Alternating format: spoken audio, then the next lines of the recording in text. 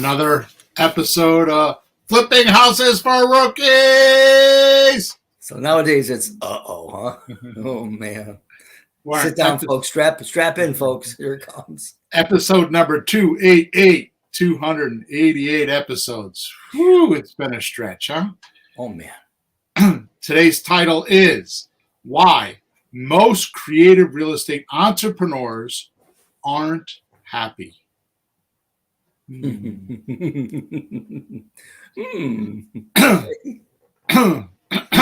Yeah, exactly. Here's the description of the podcast. How far will you go with this real estate thing? What exactly are you using for a measuring stick? You've already decided that real estate will make you happy. You've truly fathomed the power of being a successful You truly fathom the power of being a successful creative real estate entrepreneur. But almost immediately, you got a bit overwhelmed from so many choices to make. And it humbled you. But you kept going, sometimes for years.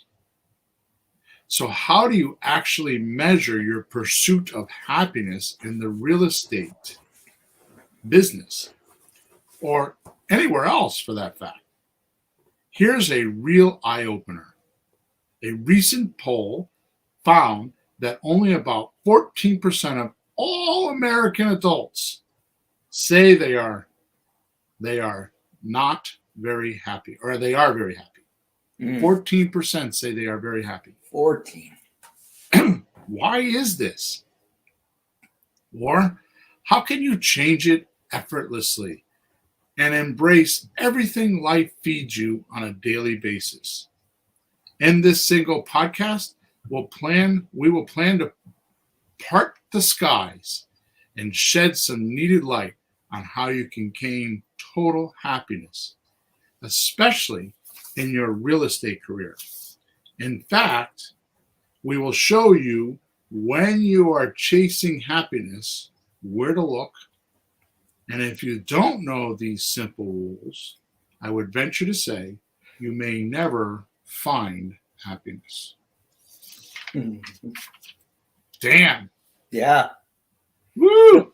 Bill, you said effortlessly. I don't even mind putting some effort into it. That's fine. I'll do some. There you go. I don't want it to be too easy. So I Peter, think I'm a slacker, man. Peter. Yes, sir. In the description of this podcast, wherever you're seeing or hearing this podcast, I overdid it myself. Not again. There's a link in there with 21 precepts of how to be happy. Wow. So go in there and grab it. It is 100% for free. There's even a course in there on how you can get out of here. You did. Swear to God, I did. I think I know what you did too. Also, if you're listening to these podcasts or you're watching them, please subscribe to them or give us a review. Go to Flipping Houses for Rookies and grab all your free stuff. There's actually a page that we call free stuff with 25 or 26, all different kinds of things, documents and videos and scripts and all kinds of stuff. So go there and make sure you grab it. If you have any questions, send them to support, which is Flipping Houses for Rookies. Top right-hand side, it says support. I answer them always. Some days there's more than I care to have, but I answer them. So there you go. Lastly, we record this podcast on Saturday. Saturday. We record this podcast on Thursday mornings on 9:30 Eastern Standard Time. So if you'd like to join us or be part of a podcast, you can go to Facebook or YouTube, and you can just type in Flipping Houses for Rookies, and you'll find us live, and you can chat with us in the chat or in the comment section of YouTube and be part of the podcast if you so desire. With that said, let's get on with the podcast. Hey, Bill, you know what's funny? I don't know what's funny. That's what. No, I'll be going through Facebook once in a while, right? Yeah. And there we are in a podcast, like, oh, geez, that's us. Yeah, exactly. In the stream, people flipping it around, going through, and there I am again. There's Bill. Holy moly. Yeah. Pictures of us. I do the same thing. It's like, Yeah, what's it's like- Peter? What's Peter doing? Oh, wait a minute, he's with me. There we are. Hey, Yeah. it really is. Yeah. So what are you talking about more today? Go ahead. What are you going to tell us? Okay, here we go. To be free is to be able to choose for yourself. Mm. You have the capability to choose. You have the variety of options from which to choose. You also have the courage to choose. You are the one who controls and directs your own life and your future. And we already know your future is your prosperity, where you can still flourish and prosper. It's virgin ground. Yeah. As much as people say, oh, this is going to happen and that's going to happen, we see the stats and see the stories and the trends. What a bunch of hooey. You tell me what's going to happen tomorrow morning. You can change the whole thing like the snap of a finger. Well, maybe 2 snaps of a finger, but I am never bound by that. Never. That's why I'm still here. Exactly. Man, if you don't think that, you just already gave up. Forget it. I don't care what they say. Believe me, I talk to people. Oh, in a few years, this is going to happen, and that's going to happen. Like, whoa. Exactly. Well, are we not standing here? Are we not alive? Are we pawns in the game of life? Come on, folks. I'm done. Well, here's my answer. This is the pretty version of what I just said. So what I just said is, Anne, we already know your future is your prosperity. It's your prosperity. Your future is your prosperity, where you can still flourish and prosper. Mm-hmm. If you get even within 5 miles of me, you will soon find out that I am my own author of my own universe.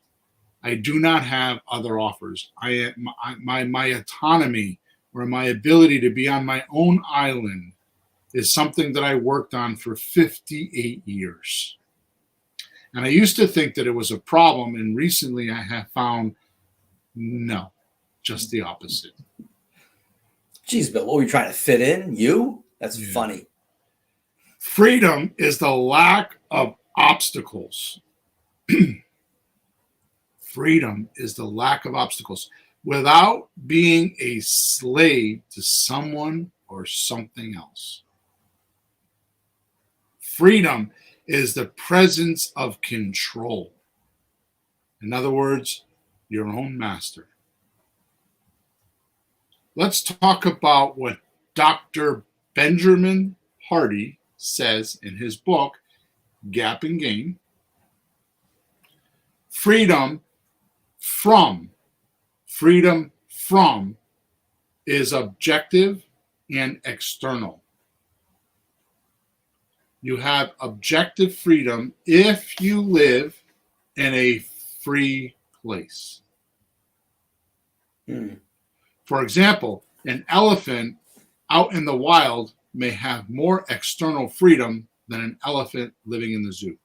Sure. Freedom 2 is subject and internal. It's subjective and internal. Mm-hmm. You have subjective freedom if you feel free.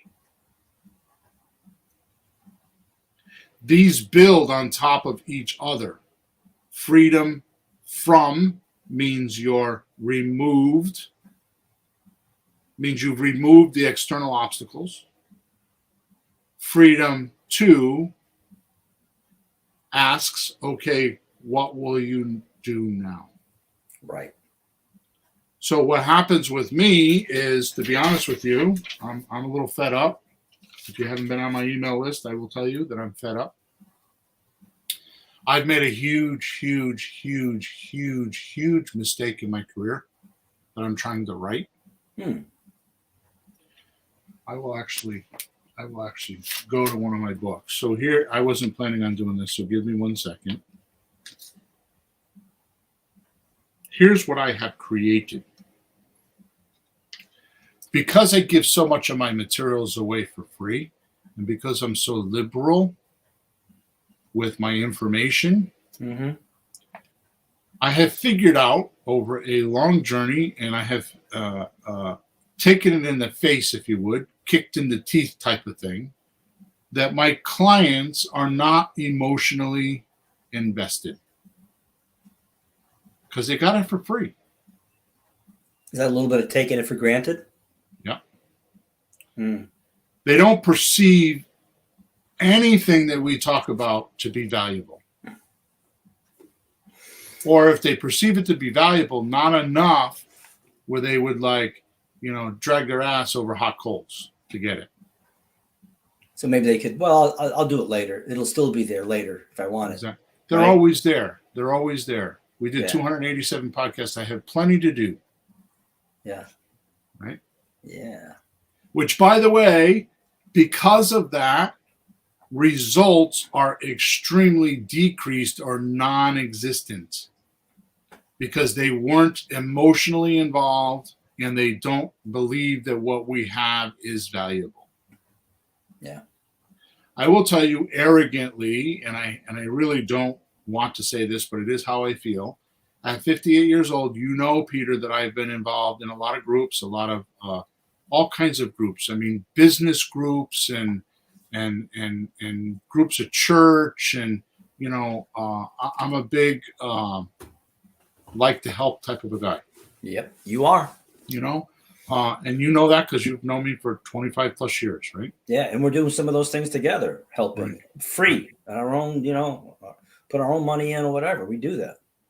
What I realized way late, which is not too long ago, what I bring to the table is my viewpoint. Wherever I get it from, however it is, it's the way I look at things that is usually the added value. For some reason, I have the uncanny ability. My coach, you talk to him, he's my biggest fan. Yeah. You talk to him, Will Irish, if you want to find him on Facebook. You won't be able to get him to coach you, but you can go talk to him anyways. Message him. I'm sure he'll do that. If you tell him you heard about him on my podcast, on Bill's podcast, and he'll be thrilled to know that. But the point is this. He always talks about, and I'm bragging on myself, but I'm going to tell you the reason why in a minute, okay? I'm bragging on myself because here's what happens. When I see something, I go into action. I trust myself to know that when I get in trouble, I can get out. Because I'm not in my own prison. I'm not what I'm talking about here. What I do is different than most, and I just recently figured this out, like in the last 6 months. What I do is different. Okay, because I don't feel like I'm in prison. I don't feel like somebody has the keys to my cell. I don't feel like I have an author that writes my future. Yeah. I mean, no disrespect. You and I are very religious people, but it's like I don't believe that there's an author writing, a supreme being that is like controlling me. Now, I definitely believe in supreme beings in the matter of guidance and ethics and morals and all that kind of stuff. But I don't believe that I'm controlled. I believe that supreme being has given me choices to do what I think is correct in the situation that I'm in. Sure. What about the old line, the Lord helps those who help themselves? Exactly. Duh. Exactly. So here's what happens because I've created all this free content and I've not made my listeners or my clients emotionally invested, and because they feel like my value is low because the things that I tell them they don't pay for, their results are very low, and most important, their profit centers are way off. They're not emotionally invested in what they need to do. It's not this absolute, kind of like the story of I forget how the story goes, but there's an island that has to be invaded in this warmonger or whatever you want to call him has all his troops on ships, and he gets to, it's an old story, I read it somewhere, right? And he gets to the shoreline and he orders the troops to burn the ships, and his philosophy was either we're going to make it or we're going to die. Right? That raises your necessity, huh? Yeah. All right. So the reason why I tell you all of this is because of these two paragraphs I'm going to read you. I didn't know this about me. It's something that I somehow or another picked up along the line. I had an unusual childhood, so I think that might have something to do with it. But I'm not even convinced of that. Right. So here are the paragraphs. Let me get back here. I got to go back to another page. So freedom from is objective and external. You have objective freedom if you live in a free place. For example, an elephant out in the wild may have more external freedom than an elephant living in a zoo. Yeah. Freedom, too, is subjective and internal. You have subjective freedom if you feel free. So what happens in my world is I always have number 2 first. Any of my projects, anything that I do, if I feel I am subjectively free, I'm the author of my own universe. I'm going to tell you something. I have none of this is written down, and I'm kind of on a rant right now, and I need to get off because we have a lot to cover today, and I don't want to blow the hour, right? I've been doing a new experiment, and I got to tell you, it is over the top. I can't believe what this has done to me personally. I can't believe it. It is like extraordinary, and I've only been doing it for less than 2 weeks, but I can't tell you what it has done to my life. Tell me what it is, because I've been with you the last couple of weeks and I didn't notice you doing anything. What are you doing? At night, when I go to bed, I lay down, and the last thing I think of, or what I think of, because I fall right to sleep. So what I think of before I fall to sleep is three things that I'm grateful for that day.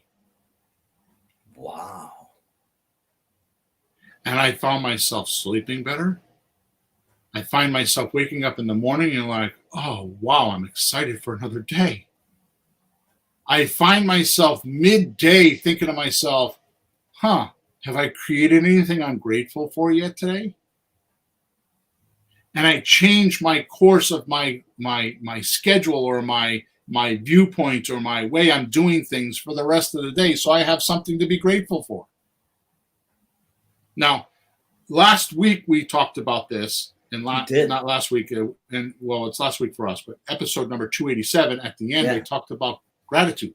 Yeah, and I retained that. When you said it just a minute ago, like we talk about a lot of things. I don't always remember where everything goes. That stuck with me. Yeah. That's for real. Today's podcast, I was going to actually, which I lied to you last podcast, I was going to actually, I was going to use the Napoleon Hill, Rich and Think and Grow Rich has 6 things, 6 ways to handle gratitude. I might do that next week. Right. But this whole, but something has happened. See, what has happened is in my email, I've been surveying my email list. And first of all, I am absolutely, positively blown away at how many people have been trying to do real estate for 5 and 10 years. Yeah. I'm kidding you not. Well, let's put it this way. I have not had a survey, and I've done dozens of surveys. I've gotten dozens of results. Dozens and dozens of results. There's not one survey that I have I've been doing this for less than 2 years. Most of them are between 2 and 8 years. Why are people taking so long to do this? I'm taking this personal. I'm taking this personal. I don't know. I don't understand why it is that way. Right? I'm telling you that if you just switch, and this has nothing to do with the podcast at all. This is just a personal thing for me.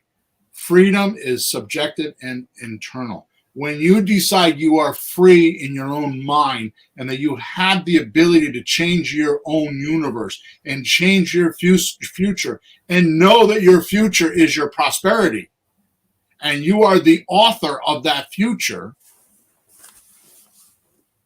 then you can live in a free place outside of your head. Mm-hmm. All of a sudden, I read an article yesterday. Blows me away again. It's like I've been reading. In fact, actually, 3 days ago, I stopped reading because I've been reading too much. Right? It screws my head up. Right? Got too much to do. Anyways, I read an article that millennials, there's statistics right now that millennials are buying vacation homes as their first home. Wait a minute. Vacation home how do you do that? So most people buy a vacation home as a second home, like a house on the beach. Yeah. So they live there and they just stay there. Yeah. Now, how smart is that? That's exactly what I'm talking about. In a free place, living in a free place. Mm-hmm. Right? Why don't we do that? Yeah. Why do we live? First of all, my wife keeps asking me every single day, 3 times a day, why do we live in Connecticut? It's 19 degrees here today. Why are we here? Why aren't we in Florida? Why aren't we where it's warm? Okay? Yep. Let's move on. The goal of creating an environment of freedom is that as an individual, you actually live your life according to your own choosing rather than compulsion or I have to's. Have, H-A-V-E. My accent makes it sound like H-A-L-F. It's have to's, H-A-V-E. I get it. Compulsion or have to's. Which all brings me to my point today. Your happiness as a person is dependent on what you measure yourself against. This is huge. I got this from the book Gain. What is it called? I just said Gap and Gain, right? It actually moved me immensely. Okay, just the first 20% of the book was enough for me. Right? Here's why. I have been making this mistake for 58 years. Had no idea I was doing it. More specifically, so that's your happiness as a person is dependent on what you measure yourself against. Mm-hmm. You're your own worst critic. Yeah. More specifically, you measure your own gains rather than worrying about other people. I already do that. Mm-hmm. Right? This, in fact, I have a little gauge inside of me that I picked up many years ago with my first wife, actually. She was the one that started it. The more she hated what I was doing and the more she pushed back and the more resistance I got from her and the people around me, the more I knew I was the right thing to do. Later on, I found out from Dan Kennedy that if you go against the herd, you'll do the best. Yeah. You don't do the normal, especially with marketing. It's too common that the chiropractor wants to know how to do marketing, and he goes out and he looks at everybody else to see what kind of marketing he's doing. But he doesn't know how many of those chiropractors are failing. We used to do this in the auto business because I owned an auto repair shop for 27 years. What's your labor rate? It's, at the time, $75 an hour. Well, how did you come up with that? Well, I called 3 other shops and asked them what their labor rate was, and I went right in the middle.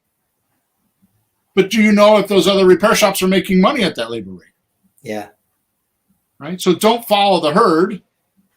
Do what's right. And usually what's right is what's against the herd. Mhm. So my barometer for like, am I doing the right thing or not, is how many people oppose to me. And the more I get, the more I know it's right, right? So this is how you become. So let me back up. More specifically, measure your own gains rather than worry about other people. Right. This is how you become self-determined. You have an internal reference point. You stop measuring yourself against others. It's self-determinism is not measuring yourself against somebody else. When you start doing that, you gave up your self-determinism, right? Absolutely. Why do that? Only measure yourself against yourself. Now, Dan Sullivan came up with this. Dan Sullivan from the Strategic Coaching System illustrated this in his book, Gain and Gap, right? Mm-hmm. The best and most efficient way that you should measure yourself so you end up happy. So here's what he said.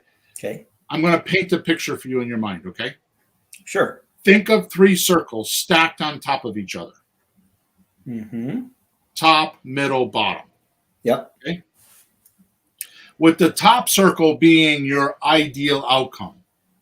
He calls it your ideal. I call it your ideal outcome. Yeah.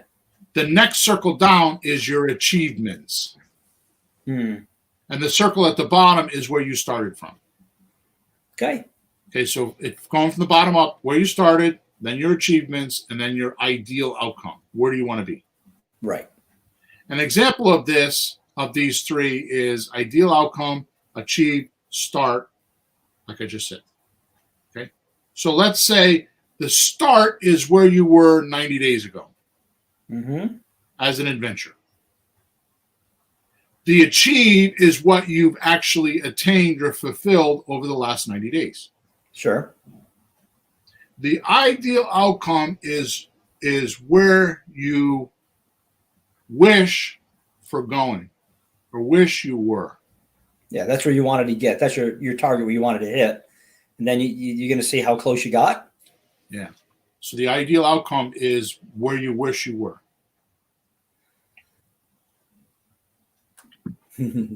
Now watch this. I got to pull a bill. I know you want to say something. Just give me 1 second. Let me get this. I'm holding it. Now watch this, because I had to pull a bill on this one, okay? Yeah.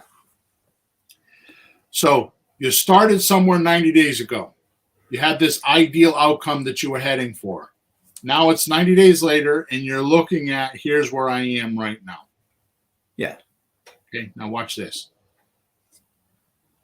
Check out the definition of ideal. Most suitable or existing on an imagination. Desirable or perfect, but not likely to become a reality. Oh man. The definition of ideal is most suitable or existing on an imagination, desirable or perfect, but not likely to become a reality. An ultimate object or aim of endeavor. It's the definition of an ideal, right? Okay. So it's the most. It's what you find is most suitable for your situation. It exists only in your imagination, right? It's desirable or perfect. Like, I can't pay my bills this month. Oh my God, I should do real estate so I could do that. It's a desirable, perfect solution, but it's only in your imagination.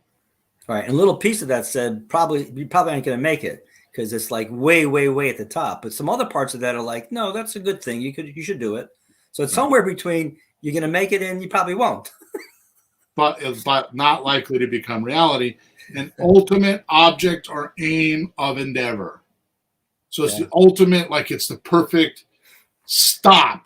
So if you were to do start, change, stop, it would be the perfect stop.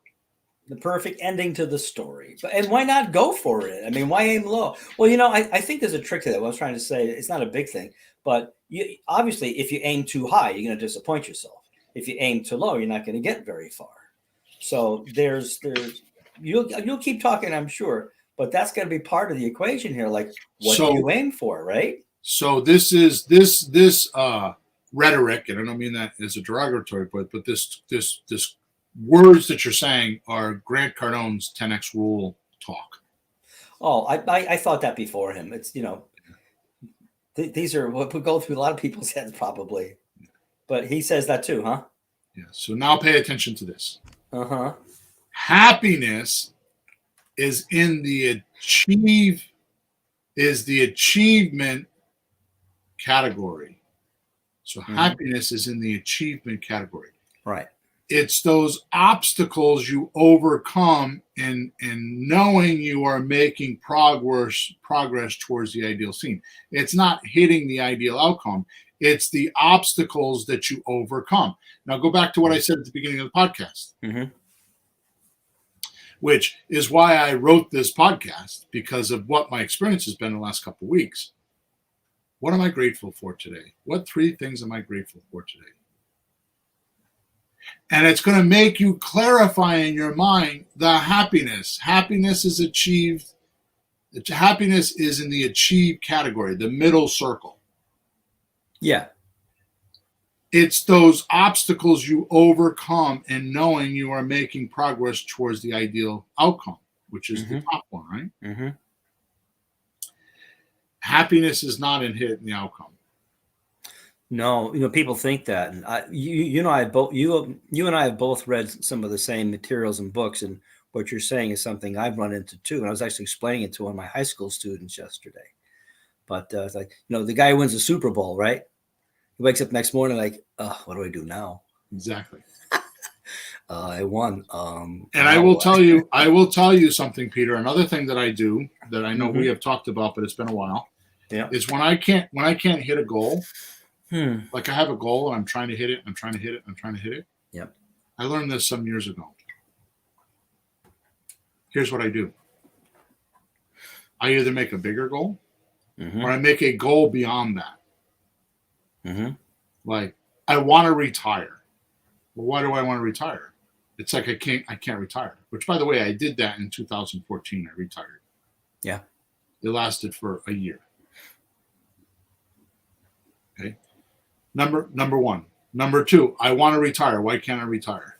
Well, because I don't have a goal of what I'm going to do when I retire. There's not a bigger goal on the other end. See, when you make the bigger goal on the other end bigger, the goal that you're trying to get now seems dwarfed or smaller, and it'd be easier to attain. Like, for example, I want to make $30,000 so I can donate it to the church.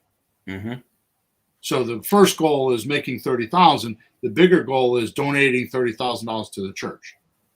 Or I want to make $100,000 so I can, I want to make $100,000. That's the goal.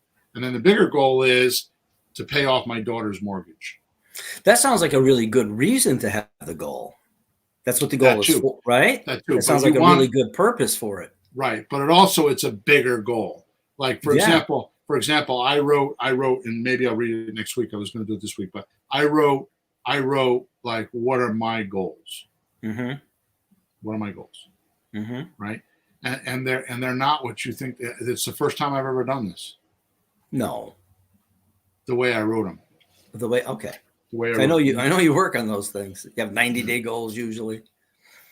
Yeah, I have 90-day goals. So let me just give you a couple examples. It's what I wrote as what I call my success criteria. Yeah.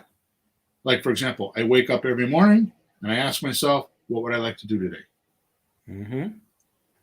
2, my passive income exceeds the needs of my lifestyle I choose to live.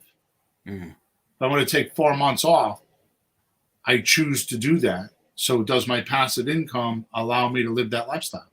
Right. I can live anywhere I choose to be. Right.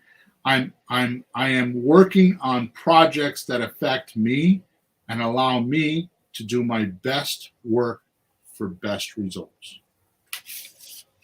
Right. I can disappear for several months and with no effect on my obligations and my income. Right? And then there's a few more, but I want to read one more, right? It's actually the next one. Ready for this one? Surely. This shows the true color of Bill. Mm-hmm. Okay. There are no whiny people or distractions I don't want in my life. Yeah. Because I deal with that. Yeah. A lot. Because I have a lot of people that want me to help them or want me to do things for them. Okay, back to the podcast. How am I doing so far? It's making sense to me. Okay. Now, here's the life-changing lesson. This is, for me, was absolutely like $1 million piece of information that has totally changed my life. On measuring yourself. Measuring yourself up against an ideal outcome is an endless race to nowhere. That ideal outcome could be the form of hope or expectation. It could be a comparison with something else or someone else. So unhappiness comes from measuring yourself against your ideal. That moving horizon only you are imagining. Yep. Now, a perfect example of this, one of my partners, who's a young guy, and me, and the reason why I recognize it because I know what happens. I have an attention span of about 2 weeks. Do you know why that is? It took me a long time to figure this out. Because of what I'm reading. Oh, like you're in a different book and there's a different idea and that sparks something and you go that a ways. My imagination is controlled by what I'm reading. Like, what can I do with my future with this information? Because I'm definitely one of those people that it's like, I'm like playing football and I catch the ball and I run like a son of a bitch. Yeah. So when I'm reading, it's like I catch that ball and now I'm running. I'm immediately, I put the book down and I get out of bed or get out of the chair or put it down on my desk and I open my computer and I just start doing it. Right? Yeah, I know this because I'm always trying to keep up with you. Right. So happiness comes from measuring yourself. So unhappiness comes from measuring yourself against your ideal outcome. That moving horizon, only you are imagining. All you have to do is shift to measuring yourself up against your achievements, not from your ideal outcome. Yeah, the one that it says in the definition that you probably can't get. So you could never effing be happy that way. Right. So to start measuring your achievements from where you started. Yeah. See, I've had a lot of people work for me and complain, you're never happy. We can never make you happy. This is the reason why, because it would be like, okay, so let's get 3 houses bought this month. Yeah. We'd buy 2 houses, make a shit ton of money, more than 3 houses put together. And I'd be, yeah, but like we were supposed to buy 3. Why are you so happy?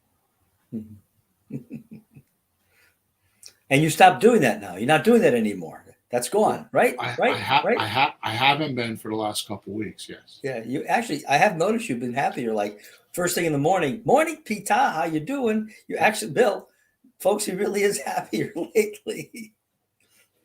And all I'm doing is I'm measuring myself. So I've kind of put this together. So by laying down at night and saying, what am I grateful for? What did I do today that I'm grateful for? I'm glad I wrote that document. I'm glad I spoke this thing. I've been wanting to for, I bet you 2 years. I've been telling my coach, I'm going to go back into my coaching archives and I just want to start writing people letters, handwriting letters. Really? And I just, all I did the other day was write 5 letters, and I was so grateful that I did it. I'm like, oh my God, I finally did that. And it took me like 11 minutes or 15 minutes or something like that. But I took it, I did it because I wanted to say at the end of the day, I'm like, I appreciate I did that. I'm grateful that happened. You know what I'm noticing as you speak about all this? When you do the gratitude for the day, you are discovering the things that you were able to overcome. And I think that would help anybody, you and all of us, notice the things that you can do. Exactly. The things that you can do. Exactly. Rather than the things you go, can't do. Let's go back to the beginning of the podcast where I said an example of an elephant in the wild. So being objectively free. Dr. Hardy said this, right? Yeah. Freedom is subjective and freedom to is subjective and internal. Freedom from is like releasing yourself of a hostile environment or an environment you don't want or something like that. Yeah. Right? So something you want to get away from. So most people can't quit their job because they need the money, and it's a hostile environment. So they're trying to get freedom from that. Right. What I'm saying is with this gratitude thing, exactly what you're saying. When you think I'm grateful this or grateful of that, that's your freedom too. That's your internal subjective freedom.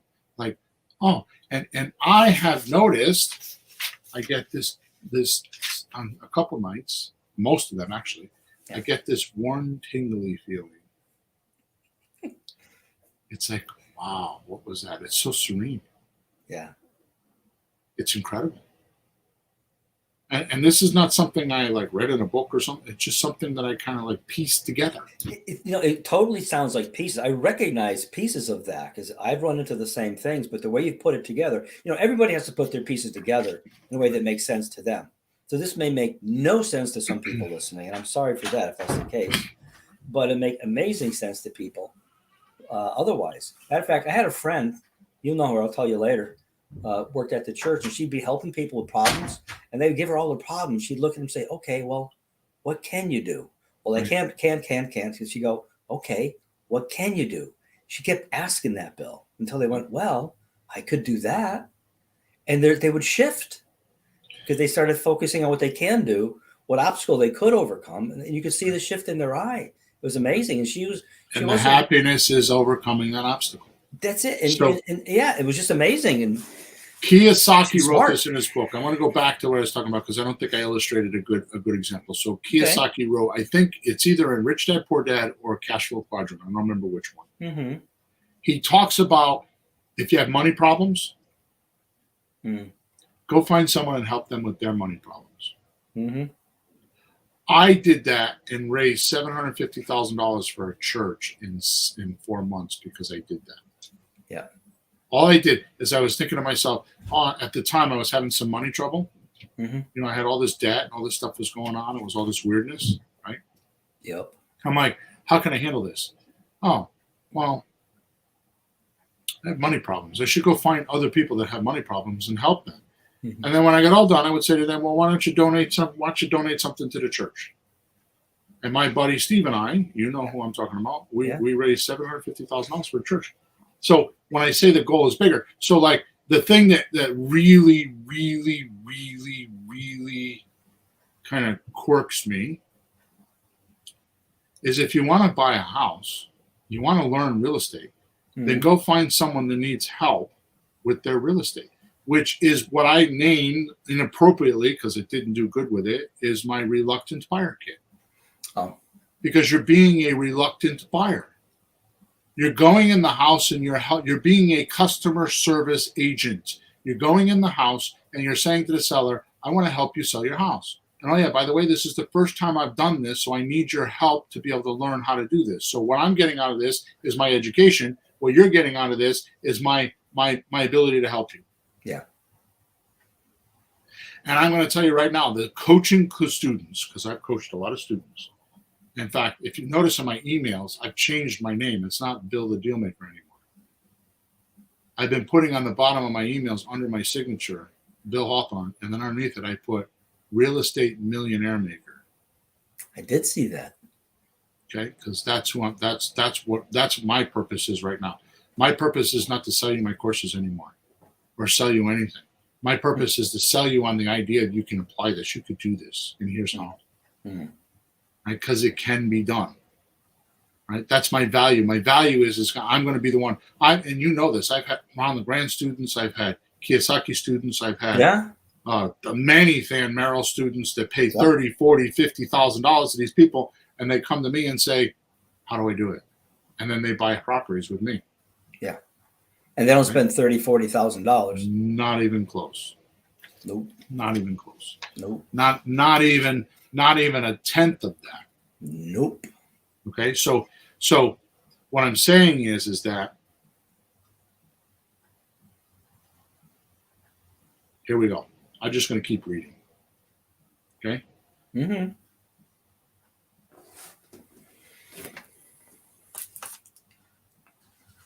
The more solid statistic or a better gauge is to allow you to think about your experiences. Be grateful for those obstacles that you overcame because those are what's making you happy. And the more obstacles you overcome. Now, here's the funny thing about that thing, because we've been saying this for a very long time. What's the definition of happiness? Overcoming unknown or known obstacles. Mm-hmm. On the way to the goal. Right? But here's what I figured out. That is true. That is very true. But there's a second part of the formula. You have to acknowledge that you overcame it. Mm-hmm. You have to take a second and think, oh, I'm glad I did that. Oh my God, I'm making progress. That's funny. That is, Bill, that is so funny, but you're absolutely correct because you do it all the time and you were giving yourself a goddamn break when you did. Yeah. You weren't giving yourself a break. Like, what a good job. Because I'll watch, see folks, what you said earlier, like you're free because you don't worry about getting into something. And I used to worry much more, and I'm worrying very little lately about that. Like, well, what if the house? What if? And we bought houses that needed so many things, couldn't even get the title. Couldn't even get the title, couldn't get off the ground. And then like the damn furnace thing, and the damn hole in the thing, and the damn squirrel in the roof that you couldn't, in the attic you couldn't get.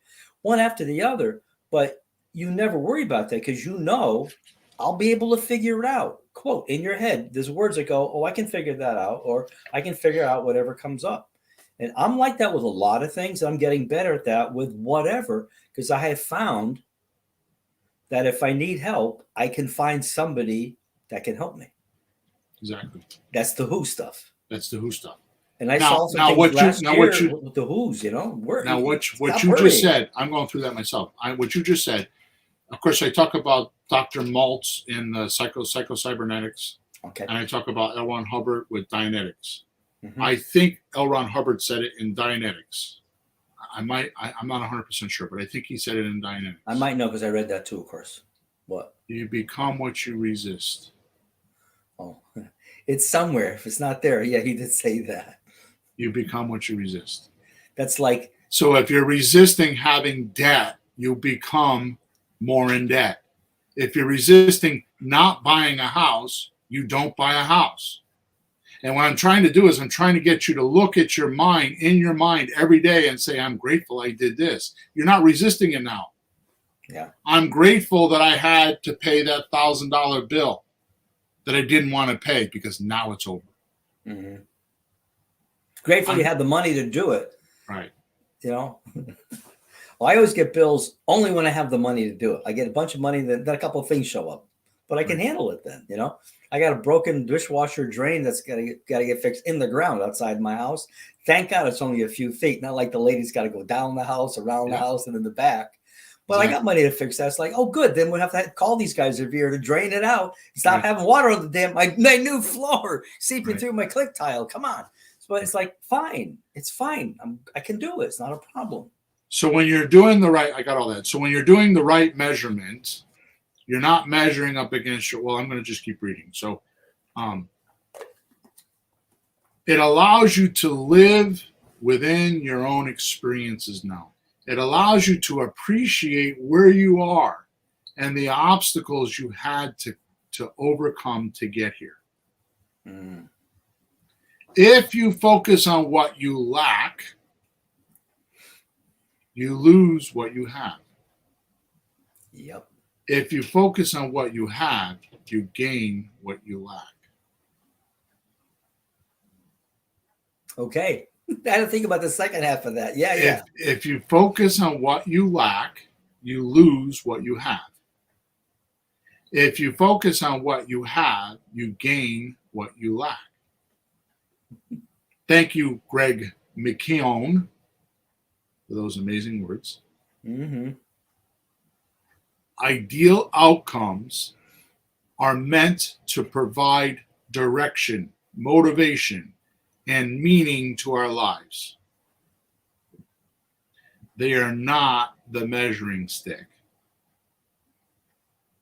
And society teaches us much different than that. Mm. Which is why I was telling you the story in the beginning of this podcast about how I go against the herd. Because when I started doing this is when all of a sudden something changed. I've been doing the herd stuff for 10 years and it doesn't work. Or it does work, but not to the magnitude that what I've made more progress in the last month doing this than I did in the last 10 years doing what the herd does. Yeah. With goals and purposes and all that stuff. I've done more in the last month. I've had more mental stability and encouragement, and my statistics have changed more in the especially the last couple of weeks, doing what I'm talking about here than I did with all the other stuff for the last 10 years. Bill, do you think getting away from the herd is more freedom from, and what you're doing now is more freedom to? Yeah. That's what it seems to me. Well, autonomy is the word. What does autonomy mean? It means being your own person, being, it's you. Right. That's master of your own fate. Autonomous is on your own, right. Free of other influences.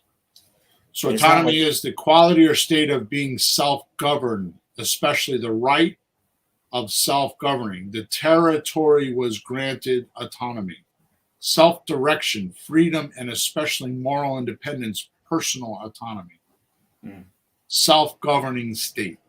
And you called that self-determinism before. Yes. I think that's about the same thing. Yes.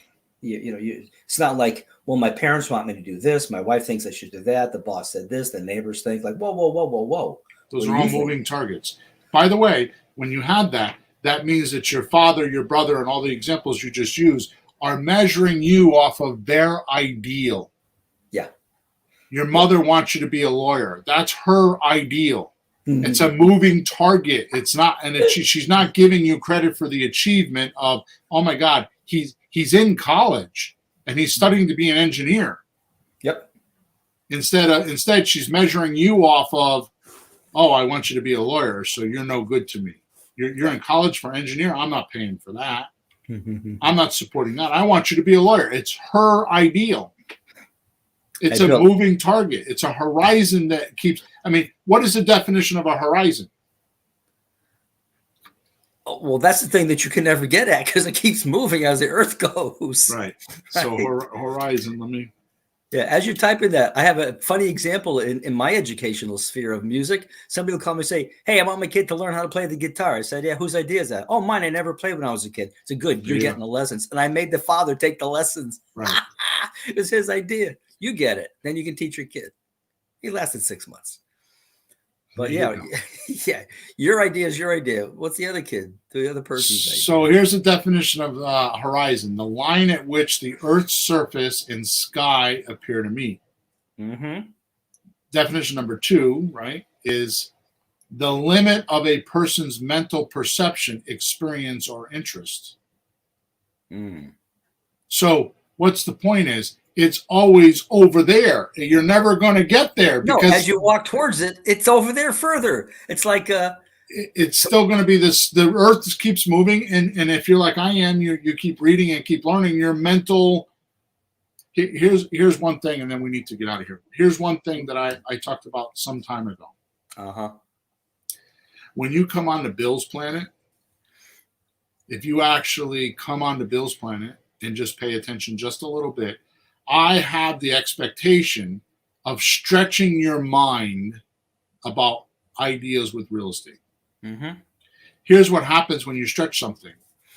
The idea is that when it shrinks and I'm not around you anymore and your mind shrinks back down, it doesn't shrink back to the same size. Oh, good. Yeah. It's a little bigger than it was because I stretched your imagination. So with the definition of the horizon, right? The limit of a person's mental perception, experience, or interest, did it not just shrink, expand? Mm-hmm. So how are you going to ever hit your horizon? It's a moving target. Yeah. Your ideal is a moving target. You somehow You can't measure your achievements up against the ideal. You have to measure your achievements from where you started, and that's the definition of happiness. What obstacles have you overcome to get where you are now? Now, definitely keep your ideal outcome in your mind so you have a compass. Yeah. But you can't measure from that. And that's what I've been doing for 58 years. Probably more like 48 years. But I've always measured my achievements up against the ideals. And it's always caused discomfort and unpleasure. It's driven me like a mad dog. I mean, I'm definitely a workaholic. Right? Mm-hmm. Mm-hmm. But I never hit the target because the target's always moving. Yeah. Right? Ideal outcomes are meant to provide direction, motivation, and meaning to our lives. They are not the measuring stick. Mm-hmm. We are taught in our society to measure ourselves against our ideals, which by definition, as I've proven to you today, are unmeasurable. So why are we taught that? This is like going to school and saying, study, but never taught how to study. Mm. Right? This is like growing up and somebody gives you a paycheck and you're like, this happened to my kids when they were 17, 18, 19 years old. Yeah. When they were never taught on what to do with the checkbook. They were never taught how to balance a checkbook. In school, they were both going into college and didn't ever have an opportunity to be taught how to balance a checkbook. Right? These things that I'm talking about are what family does because you can't get that in society. Yeah. You can't get unless you could get it, but when you don't have something, you don't know you don't have it. You can't go to somebody and say, hey, until you have the problem of having a checkbook and it's constantly not being balanced and you're tired of it being overdraft and paying all the fees, until then, the teacher won't show up. Mm-hmm. Right? Yep. Using this measuring stick of achievement against your ideal outcome instead of against your achievements means our thrill wears off. And quickly you go back to normal. Working harder and harder to be happy, but staying exactly where you started. It leads to never being satisfied and constantly seeking the next thing, which is exactly what most of my students do. They have this ideal outcome of a quick $30,000 check or $10,000 a month consistent income. And the thrill wears off quickly because everything they do gets measured against their ideal outcome. Yeah. Instead of what they have achieved to find a golden goose that lays a golden egg. Golden goose that lays a golden egg. Yeah. What is that? I'm going to tell you right now, a golden goose that lays a golden egg is money now, money monthly, money later. I have professed on this podcast in many places, which is why I'm changing it all, on how you don't need me. You don't need my coaching. You don't need anything. I put in an email the other day. How do you lose weight? I'll tell you how you lose weight. Mm-hmm. Ready? Yep. I'm going to tell you how to lose weight. Eat more protein. Eat more vegetables. Eat less carbs and sugars. And portion control. Mm-hmm. Right? Mm-hmm. That's all you need to do to lose weight. Mm-hmm. Simple, right? Sure. then why do tens of millions of people in the United States do that? Can't do that because it's too hard. The self-control is too hard because they're measuring, I want to lose 50 pounds. And they do those things. They eat more protein, more vegetables, less carbs, right? And portion control for 5 days and expect it to work. Because they're not measuring their achievements. They're not looking at, oh my God, I feel better, or whatever. I didn't have to take a nap in the afternoon, or I sleep better at night. They're not looking at their achievements. They're looking at the idea like, I didn't lose the 50 pounds. Yeah, you didn't gain it in 5 days either. Hello. Right. So this is what happens to my coaching. This is not my coaching class. Any of my students is they want. I'm telling you, Peter. Think of this. I'm way out of control right now. Think of this. I get so passionate about this. So passionate about this. I did a 14-day email course. You can go to flippinghousesforrookies.com right now, and you can go get my 14-day email course. All right. I'm gonna actually do a webinar on this, and I think I'm gonna write a book on this. Right? I kind of had the title half baked in my head. It's kind of like how to use creative real estate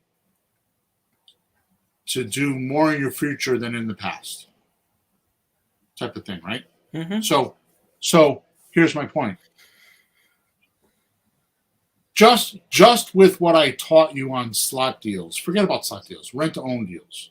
Yeah. You go onto Facebook and you go look for a rent-to-own buyer, and you message them, would you be willing to rent for a year or two and then sell to me? Sooner or later, somebody will say yes. So you go rent an apartment with an option to buy for 2 years, a contract for 2 years. You go find a sublet, somebody that will do that for you, and they will pay for the mortgage and the payments, and they'll do all the maintenance, they'll do all the repairs, they'll do all that, right? Sure. Now, lately we've been talking about down payment assistance money. So if you need 10 grand, you get 6 grand up front, and you write a note for 6 grand. Because we're doing this, we're averaging $700, $800, $1,000 per house. How many deals do most of our listeners need at $800 or $1,000 a house to fire their boss? So the problem is that you're not emotionally invested. And the value that I just gave you, you didn't appreciate it because I'm giving it to you for free right now, so you don't think it's valuable. So your results are low because you're kicking it to the curb thinking, oh, yeah, I knew that. Oh, that's too simple. Right? Well, you're looking for some magic that nobody knows. Like there's any magic left in this? This has been around for like thousands of years. There's a few techniques. You just have to be good at doing it. Right. So my achievement would be I want 4 golden gooses laying eggs of $800 a piece per month, whatever the number is. So your achievements, when you're looking at your achievements at the end of the day or at the end of the week or at the end of the month, you're thinking, oh, I found 2 sellers today. I hope they text me back. Right? Or I spoke to a seller today and did a presentation. I don't think he's going to sell me the deal, but I sure did get better at talking to them. The next one will be even better. And people don't do that. They're looking at the ideals. So one of the questions I asked on my survey was, what's more important to you? Getting quick cash or having consistent income? Almost 90% said consistent income. Nice. Why am I spending all this time on flipping houses and trying to make cash? People in my universe don't want that.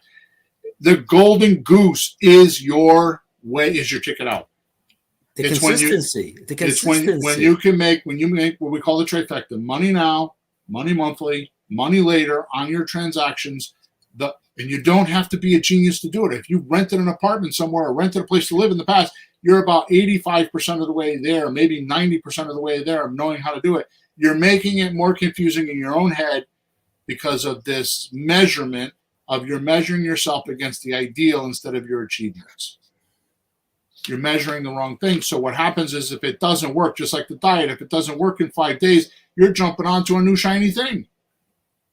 you're looking somewhere else because you think that I'm incorrect or that it didn't happen fast enough. And there lies the problem. Bill, you know what I'm going to do? Mm-hmm. I'm going to make an achievement log. Good. When I achieve things, I'm going to make note of it. Mm-hmm. So when I go to sleep tonight, I know what to be happy about. Good. It's too simple. Yeah. It's way too simple. Yeah. So make sure wherever you're listening to us or you watched us today, you subscribe. So when we come back online, you can see us or hear us. Please go to Flipping Houses for Rookies to leave a testimonial. Top right-hand side of Flipping Houses for Rookies. If you have a question, there's a support link there. If you want to get a bunch of free stuff, go to the free stuff page. It's all there for you. I don't know how much longer that stuff's going to be. I've been threatening to take the free stuff page down and some of the other stuff because I need you, my listener, to get emotionally involved. I need you to start getting the value of what I'm telling you or what our experience is, so in sharing it with you, so you too can do it. So you need to take a different viewpoint of what you hear on these podcasts. Okay, it's called empirical data. What does that mean? In my world, from what I've seen, that means you have seen it. You can go look at it. It's observable.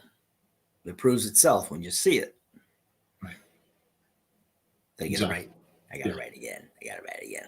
I've looked up 14,000 words or more. Yeah. You know, you talk about free stuff. You know, there's countries like Russia. There, everything is free. You have to pay for everything by taxes or your lifeblood, but everything's free.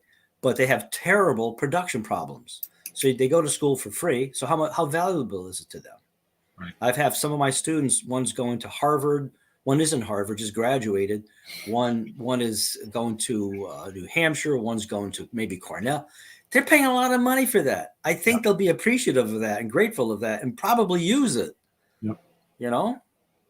So empirical means based on, concerning with, or verifiable by observation or experience rather than theory or pure logic. Mm-hmm. So with that said, we're over now, Pete. See you at podcast number 289. And like I said, if you check us out on Thursday mornings, 9:30 a.m., you can actually ask questions or be part of the podcast. In final, make sure you click on the link inside of the chat or inside of the description because there's 21 precepts on how to be happy sitting there waiting for you. Over and out. Have a good week.